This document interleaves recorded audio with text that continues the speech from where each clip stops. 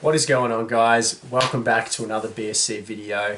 Now today I wanted to talk about something I think a lot of us can relate to in bad habits. Also, just a quick disclaimer, I've actually already filmed this video outside, so this is the second time I'm doing it because unfortunately today outside, whilst it was a beautiful day and a beautiful scene, the sound quality was really poor because it was just a little bit too windy. So second time lucky, so shouldn't have any issues with sound quality in here unless the brother John next door is doing some interesting stuff. Whether it's something as major as binge eating or something as minor or annoying as biting your fingernails like I do, there's no doubt that the vast majority of us have experienced bad habits or are currently going through them right now. I've done quite a bit of reading on this, so today I wanted to give you 2 strategies that you can implement practically to kill those bad habits for good. First of all though, I think it's really important to acknowledge that not all bad habits, or no bad habit for that matter, is going to go away overnight.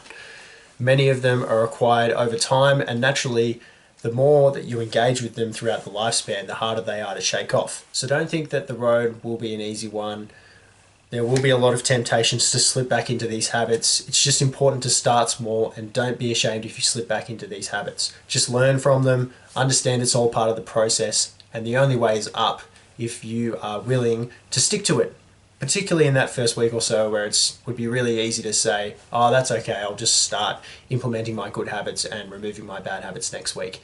That's a really terrible mindset to have, and I hope you guys don't have that when you're trying to kill your bad habits. It would just be impossible, otherwise you'd just keep pushing it back and procrastinating. Now I think it's also important to give a little shout out to some of the books I've been reading about this. Atomic Habits by James Clear and The Power of Habit by Charles Duhigg.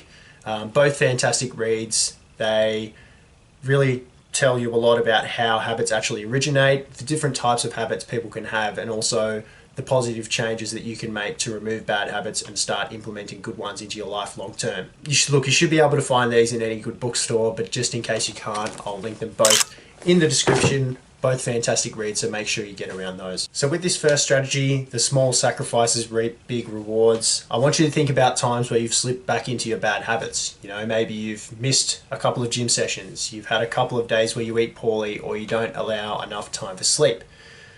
Now I'm 99% sure that a lot of these habits would come back in a short time, like a couple of weeks or a month, or even a few months if we're talking exercise or something where you potentially can't see a meaningful change. This is honestly all pretty natural. The human brain craves that short-term satisfaction over the long term, because short-term up here, it can be so reasonably rationalized at the time, particularly if the bad habit you've been trying to break for a long time is almost ingrained in you and you've been doing for long periods of time. You can rationalize it so much more in the short term and think about the short-term satisfaction as opposed to the long-term success and benefits. So with this in mind, I thought it'd be good to show you a little graph that I came across in the reading by James Clear. As you can see, it takes time to reap the benefits of positive change, but if you get through that initial tough period where the cravings are high, the changes don't seem as significant, and you can easily rationalize a bad habit, then you'll go a long way to removing that habit for good and becoming a better version of yourself. It really is human nature. You're more likely to slip back into a bad habit within 3 weeks as opposed to 3 years, because there's so much more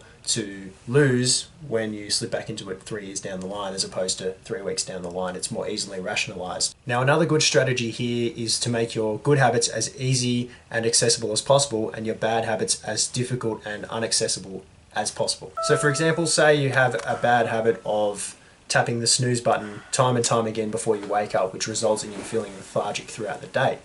To break this habit, or to make it difficult, you could put your phone further away from arm's reach, which forces you to actually get up before your alarm goes. So it's tricking your body into getting up and going, oh, I actually don't need to press the snooze button and sleep for another 10 minutes. Maybe you want to exercise more, but you currently don't. You could use motivation in different ways. You could get a friend involved to help them hold you accountable, or you could even use financial reasons. For example, I'm going to make the membership I'm paying for work out for me financially by going to the gym X amount of times a week, because that's what I feel is financially justifiable. If things like this don't work, you can always look to incorporate them into your schedule or calendar as statements of intention throughout the week. So, for example, putting in a statement of intention like, I will go to the gym after work at 5:30 on Tuesday nights. Now, it's pretty common sense, but what these triggers do is they make the environment more difficult to execute a bad habit, but easier and more accessible to execute a good habit. And this should really cause change and, as I said, give your bad habits as little chance as possible from actually being carried out. And really, the more difficult something is, the less likely people are willing to go through with it. That's also human nature as well, right? There you have it, guys. 2 good strategies to promote good habits and break bad habits. The first one was more discussing the small sacrifices. That isn't necessarily a strategy, but keeping it in mind should help you go a long way. And the second one, obviously identifying triggers. Seems basic, but really some people don't give themselves the ideal environment to build a good habit or break out of a bad one. So creating a positive environment for that is really, really important, particularly in that interim period where you're more likely to slip back into those bad habits. Now, if you did enjoy the video, don't hesitate to give it a big thumbs up. Click subscribe and also turn post notifications on so you don't miss videos like these and many more. Now, as I said, guys, my ability to post here on YouTube is somewhat limited due to my full-time work. But don't stress if you haven't seen all of my videos. Go check out the back catalogue. Got a lot of informative ones on there and also a few funny ones. We're talking Rafa impersonations, a few skills, trick shots sort of videos, and obviously there's plenty to learn from a lot of the other videos that are more educational based. So be sure to check those ones out. I would really appreciate your support on them. And other than that, can't wait to see you all in the next video. Peace.